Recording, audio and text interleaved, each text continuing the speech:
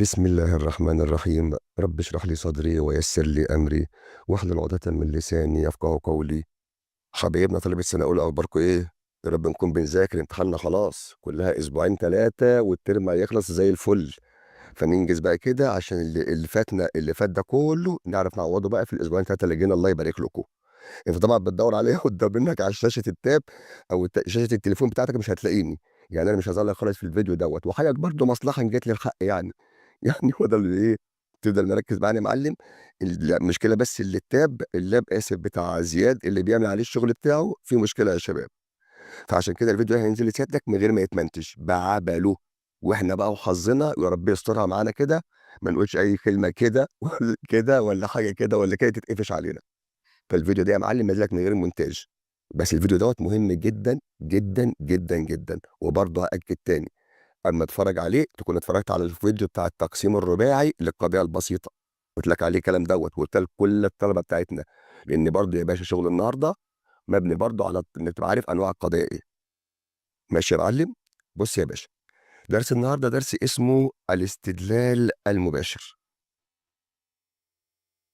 وليه اكتر من اسم: التقارب بين القضايا، او زي ما سميناه احنا بصفه عامه مربع ارسطو، لان دوت استدلال ارسطو اللي عامله لنا. بس فاكر الاول يعني ايه استدلال؟ فاكر؟ ايوه، الاستنتاج. لما انتقل من المعلوم، الله يكرم اصلك، لايه يا صاحبي؟ للمجهول، ده اسمه استدلال. انتقلنا من معلوم لمجهول، او انتقلنا من مقدمه او اكثر، مقدمه او اكثر، الى ايه يا باشا؟ نتيجه تلزم عنها. ده اسمه كالاستدلال بصفه عامه. ايه بقى الاستدلال المباشر ده بقى؟ ولسه ما مباشر، ارجع تاني زي ما قلت لك، انا بنتقل من مقدمه او اكثر. لو انا عندي يا شباب مقدمه واحده بس بنبتدي بيها، ده اسمه استدلال ايه يا معلم؟ مباشر. وده اللي هنتكلم عنه النهارده. بندي للطالب قضيه واحده ونقول له استنتج انت حكمك على بقيه القضيه بتاعتك.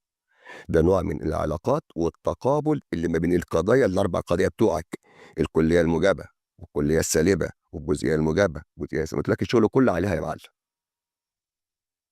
فالاستدلال المباشر هندي لسيادتك مقدمه واحده بس، قضيه واحده بس، ويقول لك بقى ايه؟ استنتج انت الباقي. وزي يبقى لك حتى في المنهج قال لي سيادتك احنا بنستنبط. يعني ايه استنبط؟ انا بستنتج.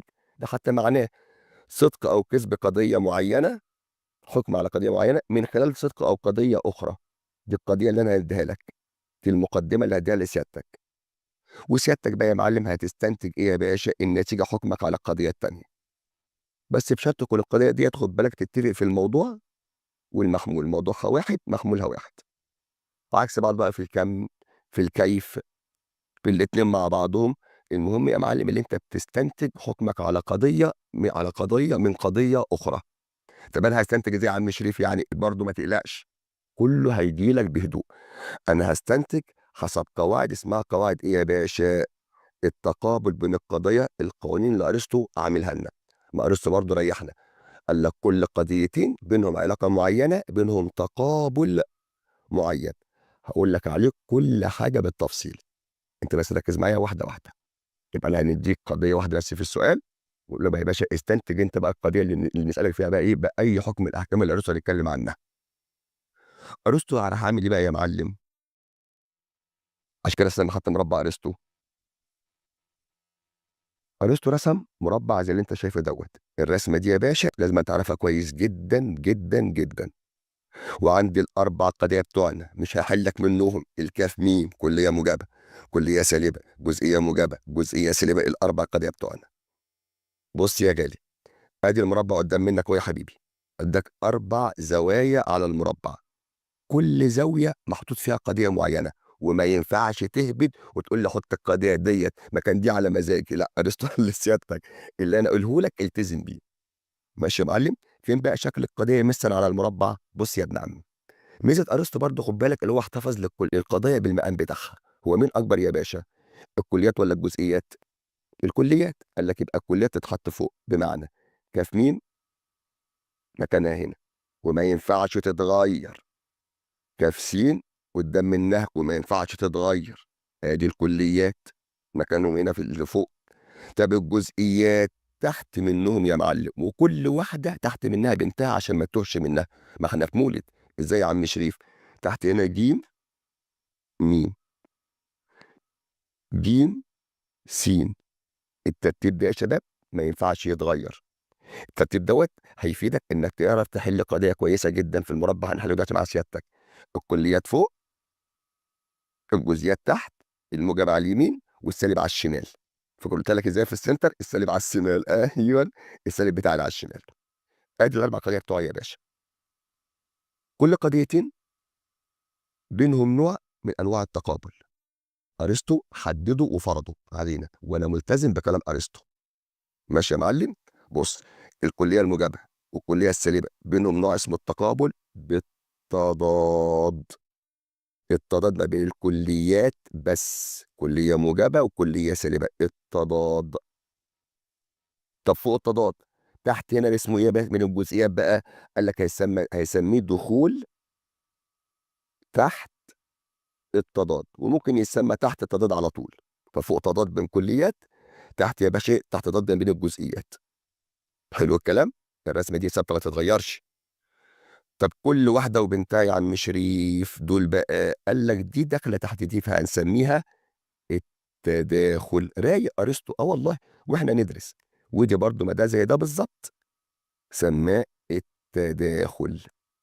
كل واحده وبنتها بينهم تداخل. البنت داخله تحت امها يا باشا، تحت جناح امها عشان ما تتوهش منها. ناقص ايه يا باشا على المربع ما اتعملش عليه كلام؟ يبقى ده التضاد واحد. تحت التضاد اتنين، تداخل تلاتة. ناقص ايه يا مستر هنا؟ بين القضيتين اللي عكس بعض تماما في الكم وفي الكيف. كاف مين مع جيم سين بين علاقه اسمه التقابل بالتناقض. هنا برضو نفس الكلام هنا مع هنا، التناقض. امشي معايا خطوه خطوه هتفهم كل حاجه. يبقى ادي الرسمه يا باشا اللي ما ينفعش طالب يخش امتحان من غير ما يكون عارفها. الرسمه دي هتحل معاك مشاكل كتيره جدا جدا جدا لو عارف انواع القضيه بتاعتك. كليه مجرد مثلا، تعالى دي بقى ايه مثال مثلا ايه بقضيه اكتبها لك مثلا واقول لك وزعها ازاي على المربع هنا. اغير لك بس اللون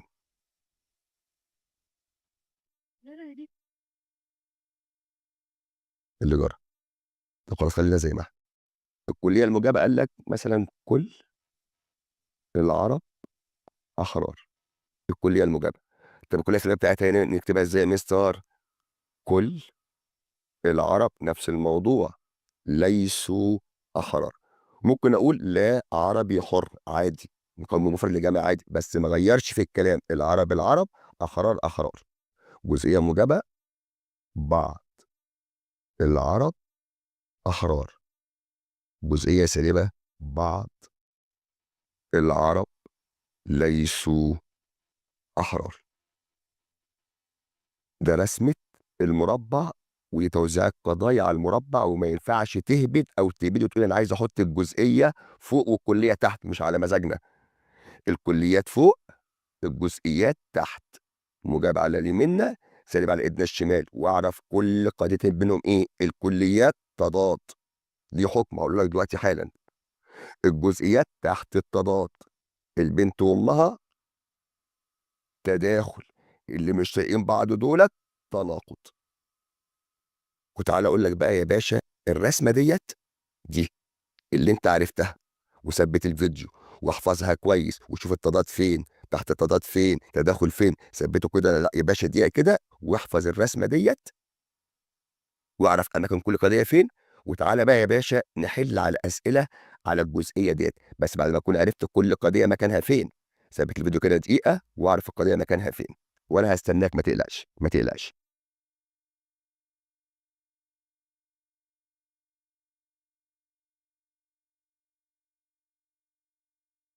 تعالى بقى نحل يا باشا ايه اسئله مع بعضنا، واقول لك بقى الرسمه اللي اديتها لك هتفيدك في ايه في مربع ارسطو. هنمشي معاك مربع ارسطو حاجه حاجه.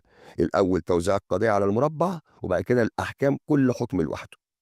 بص يا باشا، يعني هيجي لك ثلاثه من الاسئله هحل لك كل صيغ الاسئله. سؤال يقول لك مثلا ايه؟ ليس كل منطقي الناس منطقيين في تفكيرهم. كافه الناس منطقيين في تفكيرهم. اداك قضيتين واداك انواع تقابل. لو عرفت انواع القضايا والله يا ابني هتحل السؤال بمنتهى التفاهه. بس اعرف ان الموضوع كويس ومحمول كويس. ليس كل الناس منطقيين في تفكيرهم. موضوعنا كان الناس، محمولنا منطقيين في تفكيرهم. طب ليس كل، فاكر ليس كل كانت ايه؟ ارجع تاني لانواع القضايا، المفتاح في انواع القضايا. ليس كل كانت جزئيه سالبه. تمام. كافه الناس منطقيين في تفكيرهم. سورة القضية كان كافة. هنا كانت ليس كل زي ما اتفقنا. طب كافة بتساوي ايه؟ بتساوي كل. يعني القضية كلية ولا جزئية؟ كلية. طب موجبة ولا سالبة يا مستر؟ كلية موجبة. يبقى عندي قضيتين، جزئية سالبة وكلية موجبة. طب انت خلاص انت حافظ الرسمة. طب الجزئية السالبة والكلية الموجبة بينهم أي نوع من التقابل تحت التضاد؟ ده بين الجزئيات يا مستر. التناقض، الله ينور عليك. تداخل بنت أمها. تضاد بين الكليات بس. ج س مع كافين بينهم تناقض. وبص حتى على الرسمة بتاعتك أهي يا باشا. أدي ج س ودي كاف مين، وكان بينهم ايه؟ تناقض. عشان كده قلت لك ثبت الرسمه عشان تعرف هتحلها ازاي. انت عارف تبقى حافظ الرسمه دي مكانها فين في دماغك وفي ذهنك.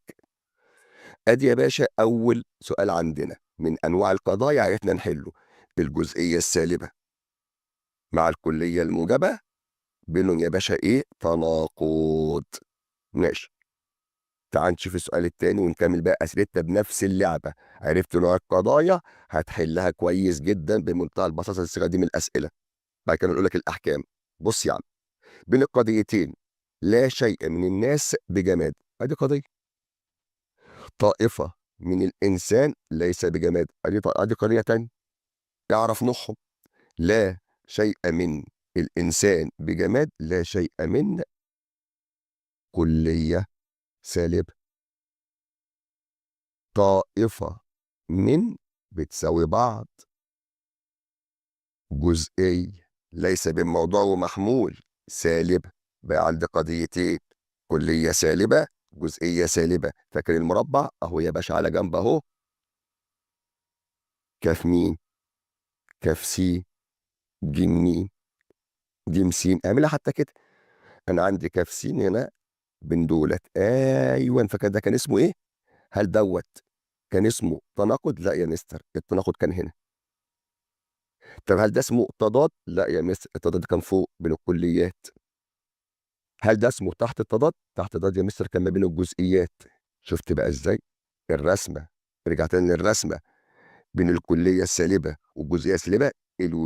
الست، كنت اقول لفظ الحمد لله، الست وبنتها بينهم ايه؟ ده المونتاج ده اللي يشيل بلاوي والله العظيم ثلاثه. بين البنت وامها بينهم يا باشا ايه؟ تداخل. فكان اختيارنا كان التداخل. من نوع القضايا احنا ما بنألفش، احنا بنعمل انواع قضايا وعارفين القضيه نوعها ايه. عشان قلت لك ارجع للقضيه تاني. ثلاثه، غالبيه الفلاسفه محبين للحكم، بعض الفلاسفه ليسوا محبين للحكمه. قضيتين برضه يعرف نوعهم. غالبيه الفلاسفه محبين للحكمه، ادي الفلاسفه موضوع، محبين للحكمه محمول. طلع موضوع محمولك كده. غالبيه بتساوي بعض، بقت جزئيه موجبه مفيش فاصل. بعض الفلاسفه ليسوا محبين للحكمه، بعض بقت جزئيه. وليسوا فصلت الاتنين بقت سالبه. هنا بنتكلم في قضيه ايه يا باشا؟ في قضيتين، واحده جزئيه موجبه والتانيه جزئيه سالبه. طب الجزئيه الموجبه يا مستر والجزئيه السالبه يا مستر، ارجع تاني للمربع ما بين جزئيتين اهم. الجزئيتين كان بينهم ايه يا باشا؟ الله ينور عليك. اول حاجه خالص كان بينهم دخول تحت التضاد. هم تحت الجزئيات دي صغيره، قلت لك انا اقعد تحت عشان اتدفى بالكبار. فتحت التضاد ما بين الجزئيات، ولا كان تناقض ولا تداخل ولا تضاد. سؤالي رقم 4، إذا كانت القضية برضه كافة الجنود شجعان، فإن القضية تقابلها. ده بقى ربطها لك بالاستغراق يا معلم. بص، كافة الجنود شجعان دي قضية كلية موجبة، صح الكلام؟ القضية بتقابلها وبتستغرق محمولها فقط. فاكر الاستغراق؟ أغنيها لك تاني، فاكره؟ الكاف في الموضوع والسين في المحمول وإيه في برضه أغنية النهارده تستغرق محمولها فقط يعني جزئية سالبة. برافو عليك، سمعتك يا رغد، سمعتك. يبقى أنا عندي كلية موجبة، وعندي جزئية سالبة، وعندي المربع ادي الكلية الموجبة اهي مع الجزئية السالبة اهي. كان بينهم يا مستر ايه؟ دولت اللي مش طايقين بعض. ولا تحت التضاد ده الجزئيات اللي بتستخبى، ولا التضاد ده الكليات اللي قاعدة فوقهم انتخ، ولا تداخل مش بنت وبنتها اللي مش طايقين بعض. بص، كم عكسه كاف اسف عكسها جيم، ميم عكسها ياسين، الكم عكس بعض والكيف عكس بعض. بقول لك مش طايقين بعض، هتلاقي حتى في حكمهم مش طايقين بعض. اه والله. فسمى تناقض. تعالى نشوف سؤال تاني بعد منه على نفس الجزئية دي. بعد كده أقول لك الأحكام بقى يبقى أسئلتها إزاي. كل العرب يقدرون قيمة العلم. يا ريت والله العظيم المكان ده بقى حل. جموع العرب لا يقدرون قيمة العلم. ما أعتقد. بس يا عم خليك، الفيديو مش هيتمنتج، خش على الشرح. هاتين القضيتين بينهما تقابل، وادى لسيادتك اختيارات. دخول تحت الأربع قضايا بتاعتنا. كل العرب يقدرون قيمة العلم. كل السور بتاعنا بقت كلية موجبة. جموع العرب لا يقدرون قيمة العلم. جموع بتساوي كل يعني برضو كلية. ولا بالموضوع محمول، فاكر؟ بالموضوع محمول وبعديها فعل. القضية بتاعتك سالبة، القضية بتاعتنا كلية سالبة. بقيت ما بين قضيتين الاتنين الكبار اللي فوق. ايوان، اللي فوق كاف ميم مع كاف سين، جيم ميم مع جيم سين اللي فوق، اللي قاعدين فوق. بينهم يا باشا تحت التضاد ده الغلبة اللي تحت الجزئيات. تناقض ده الاتنين مش طايقين بعض. تداخل ده البت وبنتها.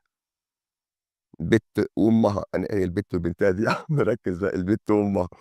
تداخل. يبقى عند سيادتك يا باشا ايه؟ الكليه الموجبه والكليه السالبه بينهم يا معلم ايه؟ تضاد. اللي فوق ده بقى كنا مسمينه تضاد. من انواع القضايا انا بحل بحاجتين. واحد، بحدد نوع قضيتي ايه، حددتها صح خلاص 90% من السؤال اتحل. طب ال 10% فين يا عم شريف؟ انك تكون حافظ الرسمه دي. اتعب بقى معايا يا حبيبي معلش واعرفها.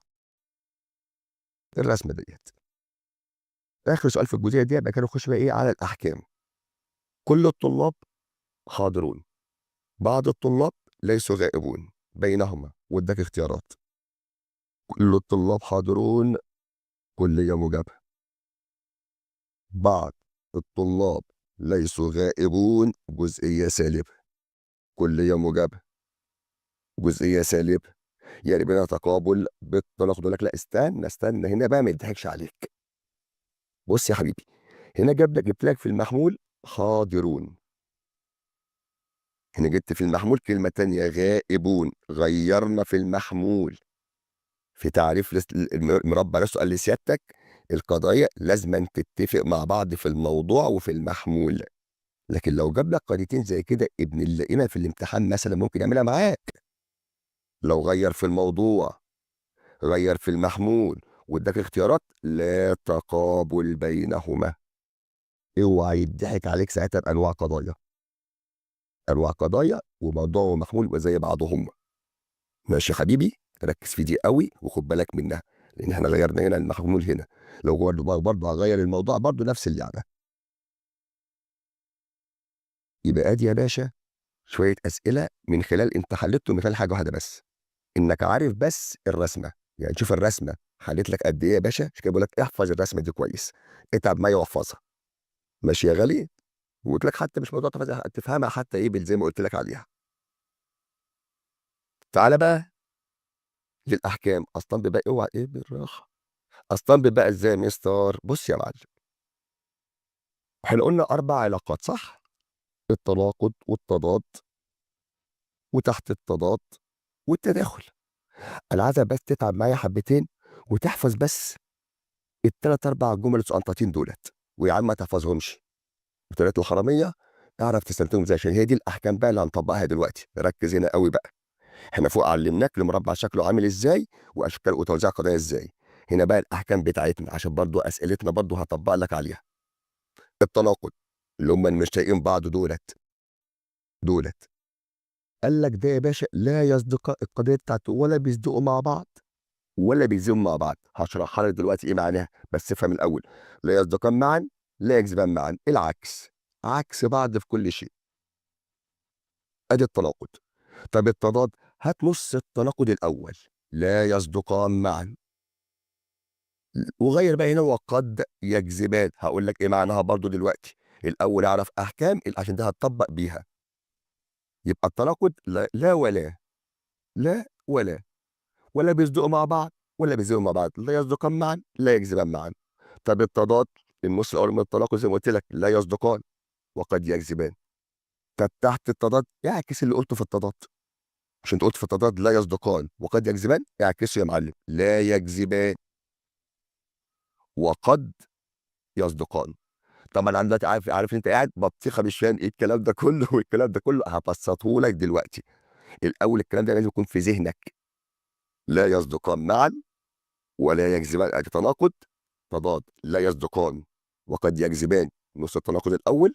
تحت التضاد عكس التضاد لا يكذبان وقد يصدقان. طب التداخل، اغنيه الزمن. اغنيه الزمن ديت هقولها لك دلوقتي حالا هتحل لك مشكله التوتر بتاعتك. يبقى ادي يا باشا الاحكام اللي لازم تبقى برضه عارفها. انت مطلوب منك في مربع ارسطو تعرف الرسمه والاحكام دي بس يا عم، مش عايزين حاجه اكتر من كده والله العظيم على المربع. صعب الموضوع دوت، رسمه واربع جمل ليس الا. اعرف الاولى بس، لا يصدقان معا ولا يكذبان معا، واستنتج منها. التضاد نص التناقض الاول، يبقى لا يصدقان وقد يكذبان. تحت التضاد عكس التضاد، لا يكذبان وقد يصدقان. كلمه التداخل بالغنوه بتاعتنا. وتعالى نشوف كل حكم لوحده انا قصدي ايه بالكلام دوت، ونطبقه ازاي على المربع عندنا باسئلته برضه. ماشي، عشان نشوفك ايه تهت كده مني مش شايفك طبعا، حاسس بك ان انت بتدي دماغك ايه تروح معانا في لا ولا ولا كل دوت بلح. اسمع كلام اخوك، اسمع كلام ابوك يا معلم، ده بلح. وهثبت لك دلوقتي حالا بلح ازاي لما نيجي نشرح بقى الكلام دوت. تعالى يا عم الاول حاجه. ادي اول حاجه عندنا كانت التناقض. فاكر التناقض بين الطريقه المختلفه في الكم وفي الكيف، مش طايقين بعض عكس بعضهم. الكاف ميم اهي يا باشا، كاف ميم مع جيم سين، او كاف سين مع جيم ميم. ادي التناقض اهو كاتب لك انا حتى يا باشا اهم. لا يصدقان معا، لا يعني العكس يا باشا. يعني ايه العكس؟ يعني لو فرضنا مثلا جاب لك القضيه الاولى في السؤال صادقه، سيادتك يبقى الثانيه عكسها على طول مالها يا عم شريف؟ كاذبه. يعني لو قال لك مثلا كل العرب احرار، على فرض انها صادق، حكم اللي بيقابلها بالتناقض. فين التناقض يا عم شريف؟ التناقض اهو على القضيه دي كانت صادقه، يبقى دي حكمها اللي سيادتك تكتبه يا معلم كاذبه. اه ارسطو افترض كده، الاتنين ما ينفعش يكونوا يصدقوا مع بعض العرب ليسوا احرار. واللي يتقال هنا يتقال برضه هنا برضه عادي جدا جدا جدا، ما ده زي ده وده زي ده يا باشا. يبقى ادي لا يصدقان معا، الاولى لو كانت صادقه، الثانيه مالها يا باشا؟ كاذبه. ده اللي هتستنتجه. ولا يكذبان معا، قلت لك لا يعني العكس على طول. يعني ايه لا يكذبان؟ لو الاولى القضيه الاصليه اللي في السؤال كاذبه، يبقى بتقلب التناقض كانت مالها يا باشا؟ صادقه. ولا بيصدقوا مع بعض، مش بقول لك مش طايقين بعض، ولا بيكذبوا مع بعض. لا يصدقان معا لا يكذبان معا. صادقه بقت دي كاذبه، صادقه بقت دي كاذبه، صادقه بقت دي كاذبه. طب كاذبه بقت دي صادقه، كاذبه بقت دي صادقه. هم عكس بعض على طول. استاذ خليفه خلف الله خلف خلاف المحامي، عارفه بتاع شاهد ما شافش حاجه، هو دوت. دي لو صادقه هستنتج دي كاذبه، حتى في الاسئله دلوقتي حالا. دي لو كاذبه هستنتج دي صادقه، دي لو صادقه هستنتج دي كاذبه، وافضل بقى العب زي ما انت عايز. دي لو كاذبه هستنتج دي صادقه، دي لو صادقه هستنتج دي كاذبه. هم عكس بعض ومش طايقين بعض. يبقى لا يعني العكس. عشان كده حكم التناقض العكس، ولا بيصدقوا مع بعض ولا بيكذبوا مع بعض. عشان كده بقى يا معلم لما يجي لك بقى السؤال على الجزئيه ديت، طب تيجي لنا ازاي يا مستر؟ برضه يا باشا بالاحكام والقضايا، هي ماشيه بالاحكام والقضايا. بص مثلا في اول سؤال، صدق القضيه، كل الطلبه ليسوا حاضرون، طب دي نوعها إيه القضيه ديت؟ ها، كليه سالب، يلزم عنه كذب القضيه معظم الطلاب حاضرون. طب معظم الطلاب حاضرون دي نوعها ايه؟ جزئيه موجبه. اداك كليه سالبه صادقه، جزئيه موجبه عكسها تماما كاذبه، الكليه السالبه والجزئيه الموجبه. هل بينهم تحت التضاد؟ لا. هل بينهم تضاد؟ لا. طب بينهم تداخل؟ لا. ده بينهم ايه يا معلم؟ تناقض. عكس بعض القضيه هي يا حبيبي، والحكم كمان عكس بعضه. دي صيغه ممكن تيجي لك. ماشي يا باشا؟ اعتمدنا فيها ان انت عارف نوع القضايا، ده لو انت عارفها. يا لهوي، ايه اللي جرى؟ معلش. اعتمد ان انت عارف فيها نوع القضايا، ده لو انت عارفها، وده خوف كل من نوع القضايا، والحكم عكس بعضه لا يصدقان معا. صيغه تانيه برضو ممكن تيجي لك برضو يا حبيبي، يقول لك السؤال التاني برضو، هنديك على كل حاجه كده ايه، صيغتين كده، وبعد كده نحل لك كله على بعضه.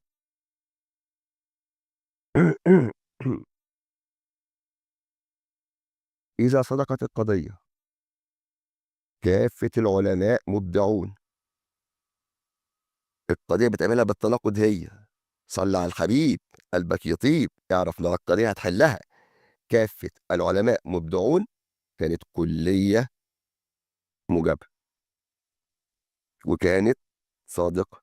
طب الكليه الموجبه بتقابلها بتناقض قضيه ايه؟ يعني مش شريف على المربع، جزئيه سالب، دي صادقه، يبقى الجزئيه السالبه بتاعتها مالها يا عم شريف؟ كاذبه. عكس بعض، صح كده؟ تعال ندور، يبقى احنا بندور على قضيه جزئيه سالبه وكاذبه. ليه يا عم؟ مش عشان القضيه الاصليه اللي جابها لي كانت كليه موجبه، والكليه الموجبه بتقابلها بالتناقض الجزئيه السالبه. الاصليه كانت صادقه، يبقى اللي هيستنتجها هتبقى كاذبه. شفت بقى الاحكام ودتك لفين يا معلم؟ تعال نشوف مع بعضنا. بعض العمال مبدعون، دي يا مستر جزئيه موجبه، ما تنفعنيش. كل العمال ليسوا مبدعون، دي كليه سالبه، الكليه السالبه برضه ما تنفعنيش. يبقى انت بتدور على انواع قضايا، وبتدور على الحكم بتاع سيادتك، عشان ما كده قلت لك الاحكام دي مهمه جدا. معظم العمال مبدعون، طب معظم دي جزئيه وجزئيه موجبه، ما تنفعنيش حتى لو حكمها حتى يمشي، لان انت بتدور على الجزئيه السالبه. ماشي يا معلم؟